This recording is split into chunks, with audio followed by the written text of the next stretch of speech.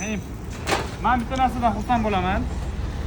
Yangi yo'l dehqon bozoridagi aka-ukalarimizni, opa-singillarimizni, kompyuter o'ynaydigan aka-ukalarimizga ham ishonchini oqlaganmiz-da. Shashli zakaz qilayotganda yaxshimi? Mazasi qanaqa aka deyishmaydi. Aka shashli deyishadi bo'ldi.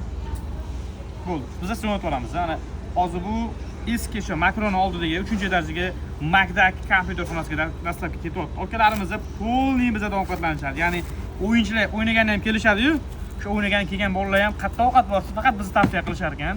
Shashli deb qolsa ham faqat bizdan tavsiya qilishadi. Ishonchingiz uchun rahmat hammanglarni aka-uka opa-singillarim. Bu darajaga yetishish oson bo'lmagan. Ya'ni shunchaki bo'lmagan. Biz ularni necha yillar davomida xizmatlarini qilganmiz va ishonchlariga kirganmiz.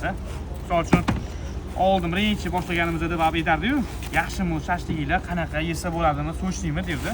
Shashli juda ham ajoyib va juda ham mazali. Kelib yeyish kerak bo'ldi. Yeyishdan boshqa narsaga yaramaydigan shashli bu Sardor kafesida olib ketavering jigar.